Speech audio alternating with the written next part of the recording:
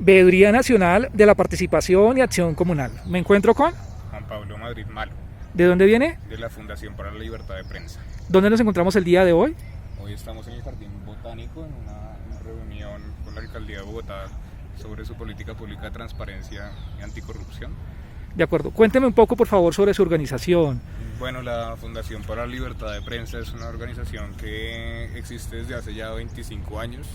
En 1996 fue creada por varios periodistas, comunicadores, entre ellos digamos que el nombre más llamativo es Gabriel García Márquez, en un contexto en el que se estaban asesinando muchos periodistas por denunciar temas relacionados con el conflicto armado, con el narcotráfico. Y la fundación nace justamente pues con la misión de proteger la libertad de expresión, la libertad de prensa y a los periodistas que están en riesgo en todo el territorio nacional. Entonces esa es digamos nuestra misionalidad. Tenemos varias áreas de trabajo, una que es la protección y defensa de periodistas, que ahí es donde pues recibimos casos de amenazas en todo el territorio nacional o también pues algunos acompañamientos legales. También está el Centro de Estudios de Libertad de Expresión, que es el área que yo coordino, que es donde hacemos un poco más de investigación sobre libertad de expresión, libertad de prensa y pues varios temas que tienen ahí que ver, y el área de comunicaciones y creativa, pues que se dedica a eso, ¿no? a comunicar lo que hacemos en la FLIP. De acuerdo. Hablando un poco sobre el tema de la información o la comunicación, vivimos en una sociedad de la información desinformada. Es curioso y patético ver cómo un periodista, no sé cuántos años estudia en la universidad, y lo mandan a cubrir un hueco, cuando hay temáticas o problemáticas mucho más complejas y sensibles en la sociedad. ¿Cómo hacer para que estos medios masivos de comunicación dejen de hacer pornomiseria, haciendo por supuesto un gran halago al maestro Carlos Mayolo en Cali, que hacía documentales pagándole a los gamincitos para que actuaran y de esa forma llevar la miseria del país a otros territorios en los 80 en Cali?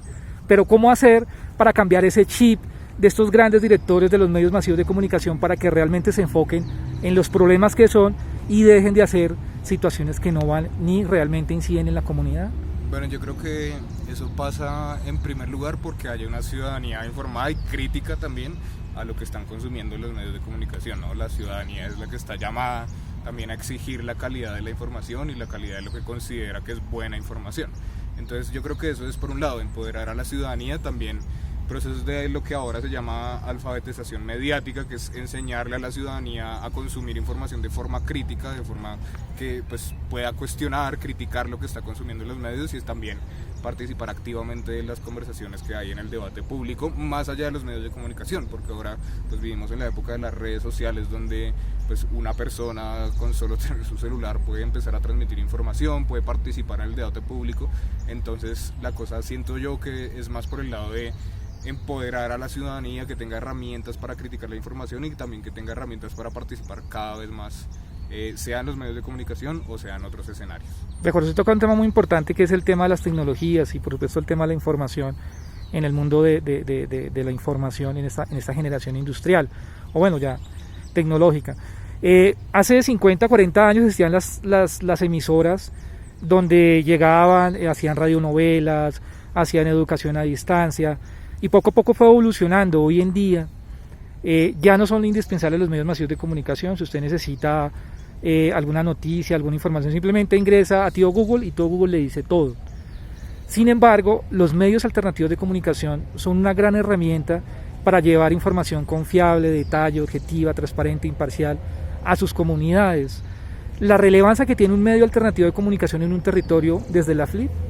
Pues total, de hecho nosotros hace unos años sacamos una investigación que se llamó Cartografías de la Información, que mostraba que más de la mitad de los municipios en este país no tienen acceso a medios de comunicación que produzcan información local, ¿no? Entonces, pues la importancia de que las comunidades, sobre todo las comunidades que no han tenido, digamos, acceso a grandes recursos o a grandes medios de comunicación, tengan la capacidad de informar, de debatir, de criticar, de discutir lo que está sucediendo en sus territorios, pues es altísima. Yo creo que es parte fundamental también, digamos, de toda esta revolución tecnológica, esa apertura a que haya nuevas voces y nuevos medios en el debate público, y sobre todo porque pues entre más medios alternativos haya, más gente que se narre desde otras orillas, pues más pluralidad hay en el discurso y también pues más posibilidades de lograr cambios. De acuerdo. Vamos a ir a la temática que estamos en este momento, que es la política pública anticorrupción. Se decía de la Contraloría General de la República, son 50 billones que se pierden en temas de corrupción. Los medios de comunicación son una gran herramienta, una gran estrategia que se utiliza desde la ciudadanía para poder conocer, poder denunciar y por supuesto poder hacer seguimiento a ese tipo de novedades. Desde la FLIP, ¿qué es la corrupción? Pues la corrupción es una pregunta bien amplia, pero siento yo que es la malversación del deber público. O incluso de la ética en ciertos sentidos, porque pues no habla, digamos, de corrupción usualmente cuando habla de escándalos de la administración pública, pero hay corrupción también en nuestras vidas privadas, en las instituciones privadas, y yo siento que es como un desvío de la ética en el actuar pues diario, ¿no? Que lo ve uno en las administraciones públicas cuando se roban la plata, cuando sobornan jueces, cuando sobornan congresistas, etcétera. Pero creo que digamos, la corrupción es algo que trasciende a la esfera pública y pues también nos impacta a nosotros como actuamos en nuestro diario vivir. Pero igual, como este es un tema, digamos, en donde estamos hablando de la administración pública, yo le pondría como definición esa malversación del deber ser de la función pública, de cuando el servidor público se olvida de que está hecho para servir al público y busca más bien su provecho personal o para sus colegas, compinches, etc. De acuerdo. Se está hablando sobre esta política pública de transparencia y lucha contra la corrupción. ¿Cuál es la relevancia o la importancia en un territorio de tener un instrumento de estos para poder desarrollar, hacer seguimiento y por supuesto ejecutar y evaluar a corto, mediano y largo plazo en un territorio? Bueno, en primer lugar, el derecho de acceso a la información es un derecho fundamental en nuestra constitución política. Todos los ciudadanos deberían tener en principio la posibilidad de acceder a información completa, veraz, objetiva por parte de las administraciones públicas, y asimismo pues las administraciones públicas tienen el deber de otorgarla, ¿no? Entonces, que el acceso a la información sea transparente y sea completo y que haya herramientas para que cada vez más la ciudadanía pueda enterarse de lo que está pasando y hacer seguimiento de lo que está pasando es fundamental para consolidar un país que si quiere llamarse democrático. De acuerdo, sin embargo, en esta sociedad de la información hay mucha desinformación. A veces uno como ciudadano intenta acceder a determinada novedades, situaciones, contratos, proyectos, planes, programas, etcétera, etcétera, etcétera, y uno se pierde en Google, pero realmente no encuentra la manera o la forma adecuada de buscar. Desde su punto de vista, ¿qué se debe hacer para promover este tipo de acciones que realmente ayuden a este ciudadano del común a facilitar la búsqueda de la información en este mundo de la comunicación o la información? Yo creo que, bueno, en primer lugar, exigirle mucho más a las administraciones en términos de pues, dotar de herramientas y explicar y comunicar cómo se accede a la información en este país. Y en segundo lugar, creo que pasa de forma muy grande por un tema de educación, que es un tema que digamos es tan nuevo que uno no lo ve tan instalado en las educaciones primarias, básicas, secundarias, etcétera, pero que es justamente cómo buscar información, cómo encontrar lo que estoy buscando, cómo evitar también información que puede ser engañosa o malintencionada. Entonces yo creo que pasa por un tema, uno, de exigirle a la administración pública más y mayores detalles sobre cómo acceder a la información, y dos, por educar a la ciudadanía en cómo acceder a esa información y una vez que accede a esa información, cómo evaluarla de forma crítica. De acuerdo. Ahorita en este momento estamos en el tema de las campañas políticas, X, Y o Z están en sus procesos y desafortunadamente se ha sesgado a temas de insultarse, agresiones, noticias faltas, insultos, etcétera, etcétera, etcétera, pero realmente no han ido al contenido, a los planes de gobierno, a los planes de trabajo. Faltaría incluir ese tema de políticas públicas de lucha contra la corrupción y la transparencia en esos planes, programas y proyectos que están planteando estos nuevos candidatos. Sí, claro, ese siempre es un tema que está sobre la agenda. Nosotros desde la FLIP también es un tema que hemos puesto sobre la agenda. Digamos, ahorita hay un decreto en curso que salió hace 2 años en donde el presidente Iván Duque doblaba los términos de respuesta a los derechos de petición. Por ejemplo, 2 años después, pues las condiciones han cambiado y seguimos con la misma situación. Incluso el presidente Duque vetó una ley que buscaba restablecer esos términos. Entonces eso demuestra que el acceso a la información y que ese acceso a la información que está ligado también a la lucha contra la corrupción, pues todavía es un tema al que hay que trabajarle bastante desde las entidades públicas. De acuerdo. Dicen que no es fácil tapar el sol con una mano, con un dedo. Los funcionarios o servidores públicos son pasajeros, pero las entidades quedan. ¿Cómo hacer para que estos instrumentos que se están realizando aquí, por ejemplo en la Alcaldía Mayor de Bogotá, con la política pública, transparencia y lucha contra la corrupción, trasciendan en el tiempo, en corto, mediano y largo plazo, y no queden en el papel, y llegue el nuevo gobernante y diga, no me gustó y chao, la quitamos? ¿Cómo fortalecer, cómo darle dientes a este tipo de instrumentos o herramientas para que perduren en el tiempo y mejoren? Yo creo que es difícil porque pues justamente como usted apunta es un tema también de voluntad política, ¿no? Porque pues tristemente acá vivimos en administraciones que nacen y mueren cada 4 años y con ellas nacen y mueren un montón de procesos cada 4 años. Entonces creo que es básico, digamos, instalar esa noción de que el Estado es el Estado independientemente de quién lo esté gobernando, ¿no? Y las cosas o los instrumentos que sirvan para generar mayor transparencia, mayor acceso a la información, mayores herramientas en la lucha contra la corrupción, pues deben perdurar independientemente de quién esté de turno. Y pues también si el próximo de turno le cae rotundamente mal al que está ahorita, que sepa también pues tener algo de criterio para rescatar las cosas que sí han funcionado y no desecharlo todo, pues más que todo por consideraciones netamente políticas. De acuerdo, hablando del tema de corrupción, pues uno siempre busca grandes referentes a nivel mundial, en este caso Singapur.